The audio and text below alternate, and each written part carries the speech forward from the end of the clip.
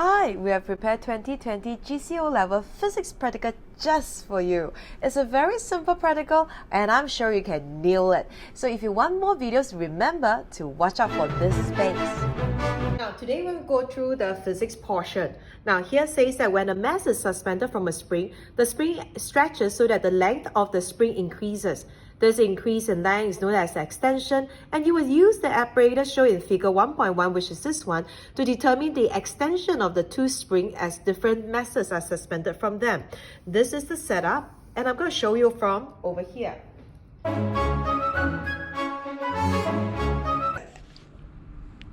Clamp and two spring.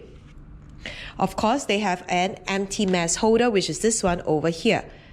Let me hook this up. Okay. Assemble this apparatus as shown in figure 1.1 as shown over here.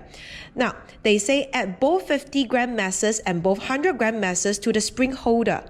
Well, I do not have 200-gram, but I do have two 50-gram of them. So with the 250-gram, this one will be my 100-gram. I have another 100-gram over here. So these are the 100-gram and these are the 100 grams. And this one is two different 50-gram. They go on to say over here at this portion, add both 50-gram masses and both 100-gram masses to the mass holder, which means I have to add everything to the mass holder.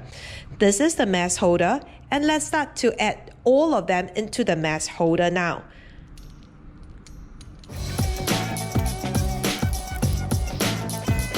Well, I've added all of them to the mass holder. Here, measure the distance h0 between the bench and the bottom of the empty mass holder. Okay, but later they say over here, remove all the masses from the mass holder, then measure the distance. Now, from this over here, I can see that I am way off from my table already. Okay, so which means that I need to do some adjustment. I'm going to lift this up, remove this, and then make some adjustment to this thing here. So I'm going to move it up even higher to ensure that I have a proper way of measurement over here. Okay, now the questions here says that I need to remove all of them and measure the distance of remove h0 between the bench and the bottom of the empty mass holder. Basically, after I add this, but make sure that they actually, okay, I still have a little bit of allowance here, okay, from this diagram here now. I still have a little bit of allowance, okay, from my bottom to the table over at this juncture, so I can actually allow this to happen. So right at this juncture, what I'm going to do now is to remove all the masses. Let me adjust the camera so that everybody can see. Okay, this is the empty mass holder. Okay, so right now what I'm going to do is to measure the distance. They say h0 actually is between the bench and the bottom of the empty mass holder. So I'm going to use a meter rule over here to measure. This is the bottom, all the way up here at this juncture. Make sure that it is not moving. I'm going to use my ruler to actually get a better reading over at this juncture. So I'm going to adjust my... I get around 40 cm. So I'm going to write down 40 cm. It's actually 40.0 cm because over at this part here, they say to 1 decimal place. So I give it to 1 decimal place. Let's move on to the next portion. Next part, they say add 150-gram mass to the mass holder so that the total mass now is 50 gram. So over at this juncture here, I'm going to add 50 gram and it start to move down. Let's go on. Measure the new distance h between the bench and the bottom part of the mass holder as shown in figure 1.2, which is this over here, which is my h. Same thing. Put my ruler right in front of me. But to have an accurate reading, I will use another ruler. So it's important to bring another ruler into the hall, which is a 30 cm ruler, okay? So I see here that it is exactly, this is 33, this is 33.5, this is exactly at my 34. So I'm going to write down 34.0 cm over at this portion here. So my edge here is actually 34.0 cm for the 50 gram mark. They say repeat 5 more times and each time using a different value for the total mass added, and in each case measure the edge knot between the bench and the bottom of the mass holder to the nearest 0.1 cm. Okay, so with this, let me move on to the second page over here. Well, this portion here says we have to include all the different masses. So I have 50 gram. So the first one, I will write 50 gram. Now, I will just write 50. Why? Because for all of them, they just write 50. Can you see there's no decimal place? So I'm going to follow accordingly to what this paper say. So I'm going to give 50. The maximum that I have over here, okay, including this one over here at this juncture, this is 50. I have 150, 1, 2, 3, 4, 5, 6. 6 times 50 total is 300. So I have a total of 300. With all this, I will just take about 100. Maybe this will be 150, 200 and 250. Very nicely done. So what I do is to quickly measure. Now this is the 50 that I did just now. So let me add another one that will make it up to 100. And same thing, put my ruler right in front of me. I know that it's moving up and down, okay, bouncing it. So be careful. In order for me to accurately measure it, I put this ruler over here. And then I'll measure that it is exactly at about 28.8. So I'm going to write down 28.8 cm. No need to write cm because cm is here. Just now for the 50 gram mark, I actually have the reading at 34. So I'm going to write down 34.0. The decimal place is important because it's all to the nearest 0.1 cm at this juncture here. Okay. So next up, we're going to do the 150. Same thing. So just need to add one more. This is a pretty easy experiment. Put down, make sure that it's at your eye level, and I let it rest. So it's about, this is 22, this is about 22.4. So quickly write down 22.4. I have another one, which is the 200. So let's put the 200. So now it's 1, 2, 3, 4. So 200 over here, same thing. Measure, ruler, and let's measure. Let me stabilize it to make sure that the bouncing stops.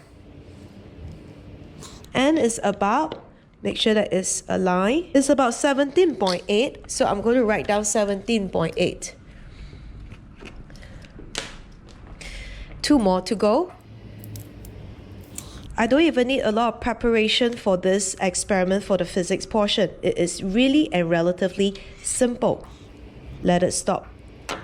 And then let's move down all the way. It's about 11.7. So I'm going to write down 11.7. And last but not least, which is my 300. And over here, it's really low. So I'm going to stood lower so that y'all can see over at this part. Careful not to just lift it up. So I let it rest.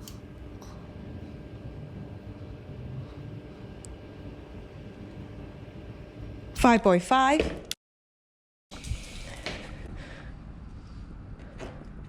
And there you go, we finished this portion. The next up, we just need to minus all the different levels that we have over at this juncture here using a calculator. This portion here using a calculator to calculate. Now the H knot from the previous portion we have already calculated 40.0 cm. So I just need to use 40 minus 34. So I write down over here at this juncture, H knot equals to 40. So 40 minus 34, I get a good 6.0. 40 minus over 28.8, I get a good number of 11.2. 40 minus 22.4, I get a good number of 17.6. 17.8. 40 minus 17.8, I'll get a 22.2. 11.7. 28.3. 34.5. So these are the values, and then next up, obviously, we are supposed to draw a best fit line using these values here. Now, the questions here goes like this, says that plot the graph of extension. Let me shift the paper so that everybody can see. Y-axis over here against the total mass added on the x-axis. Okay, so the y-axis is the graph extension. Extension is here. So I'm going to write down here y/cm. Okay. Actually, I shouldn't write y/cm. In fact, you should be writing extension /cm. And this portion over here is the mass. So this should be mass /gram. Use a pencil, make sure that you darken the line. Alright, darken the line. Since this is mass, so it's pretty easy. So I'll start with 0. This is 50, 100, 150, 200, 300. So I will get a very good nice value. So there's 100, 150, 200, 250, and finally my 300. Very nicely done. Okay. Now, of course, extension all the way to 30. So if I have 5, 10, 15, 20, 25, 30, it seems like a good number. So I'm going to write down 5, 10, 15, 20, 25, and 30. This is 35. Okay, so if this is 50, extension is about 6 cm. So over here is 1, 2. Actually, it's 10 boxes. If I want to write here 10 boxes, small little tiny box over here is equivalent to 5. So if this is 6, that will give me just a very nice 12 boxes. So 50 here is about this portion here. Now, these are all just plotting a graph, so it's very easy peasy. Now, over here, 100 is 11.2, 100, 11.2, 10, 11 here. Here is 12, 11.2 is around here. Estimate, then move on. 150, 17.6, okay? 15 here, 16, 17, 17.5 around here. You notice that I do it fast, and because this is a relatively easy one, you don't need to really be so cautious or be so scared. This is 20, 21, 22. This is 22.2, so I estimate it's around here. 250, 28.3, 25 here, 30, so 25, 26, 27, and 28. 28.3 is around here. Now 300, 34.5. Okay, this is 30. 30 is here. I always use the ruler to help me, knowing that this one come here, go all the way up to here. Okay, this is my line that I'm taking note of. This is 30. 30 is here. 31, 30, 31, 32, 33, 34. 34.5 exactly at this juncture here. Beautiful. Now, of course, now is to do the best fit line. Actually, if there's no weight, there shouldn't be any extension. I should have a point here actually. So let's just do a best fit line. This is a relative easy best fit line to go. Okay, best fit line means that you don't need to join all the points, but to make sure that the number of points are evenly distributed. So I think I got a best fit line. If I draw like that, I have almost 2 points over here and 2 points below. So nicely done. Let me just draw straight down. Okay, now that best fit line done.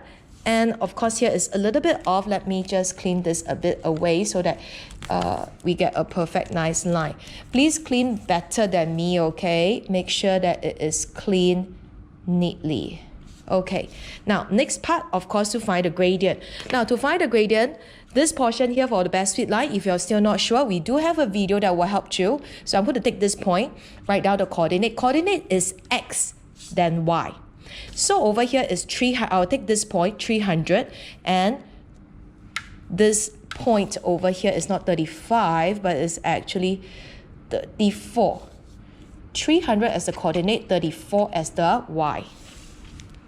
And then let's pick another easy point that actually cut nicely, that I don't need to feel so stressed to find. Okay, I would love to have this point. Let me see if I go all the way down to this portion here. This is actually 110, 120, and 130. So 130, 15. Okay, so I have the points nicely done up, and let's do gradient. Always remember to draw a right angle triangle to show them that this is actually your nice gradient. Okay, please use You can use a pen or the pencil for this part. It shouldn't be an issue. Okay, please dot them. Okay, this right angle triangle, please dot this part, okay? Now, gradient is y2 minus y1 over x2 minus x1. So my y2 over here is 34 minus 15 over 300 minus 130. So that will give you how much value? 34 minus 15, I get 19. 300 minus 130, I'll get a good 170. So 19 divided by 170, I get a very beautiful number of 0.112. 0.112. Gradient 0.112 bracket 3SF. Moving on, I'm sure they need the gradient for the next calculation. Right too. Gradient over here, the property of a spring which represents the stiffness of a spring is called the spring constant. The average value for the spring constant K for each of the spring may be determined using the equation shown over here.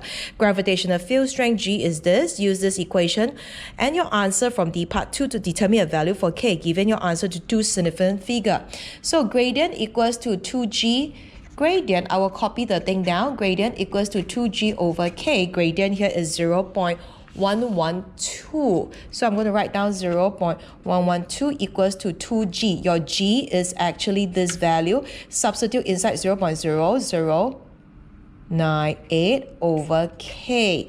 Use simple mathematics to solve for your K. So cross multiply 0.112K equals to 2 times 0.0098. Okay, I purposely want to show people the values. Okay, I'll do it slow because sometimes the math part will shock you and then you thought, oh dear, I forgot how to do the math. I don't know cross multiply how. Let me show you. Don't be afraid, just follow my instruction. So your K is a good value of 0.175.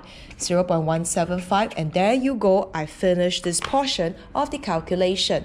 Now, part E says identify two different sources of error in this experiment. When we talk about sources of error, it's nothing to do with precaution.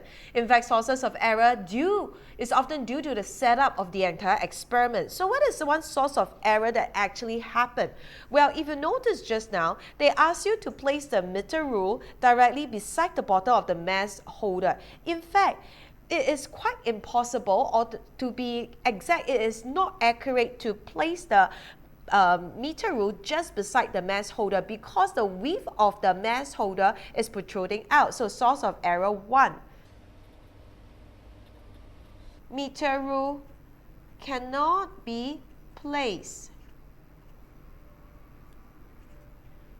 directly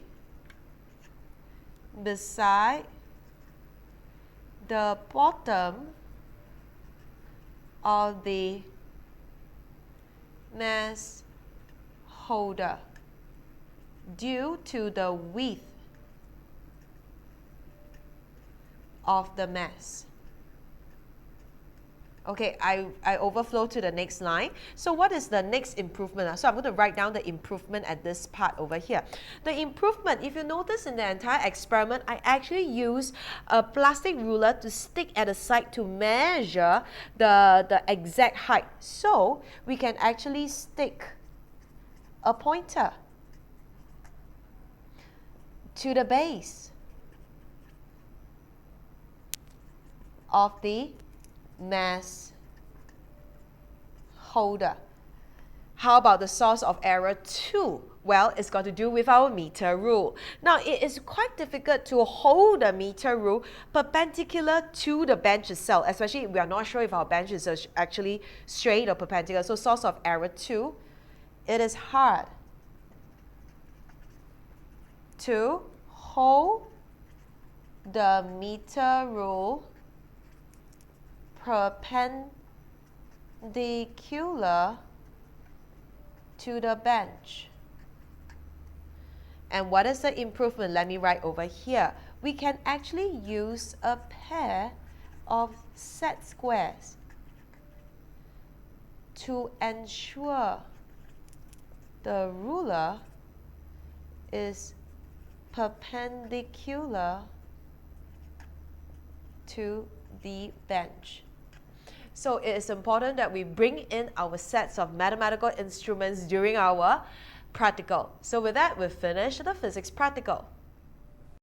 Hey, thank you so much for sitting through the entire video. I hope that the videos have helped you very much in preparing for your GCE O-level exam. Now, if you're still looking for more videos on physics and chemistry, check out our Project Lightboard videos, alright? So remember to like and subscribe.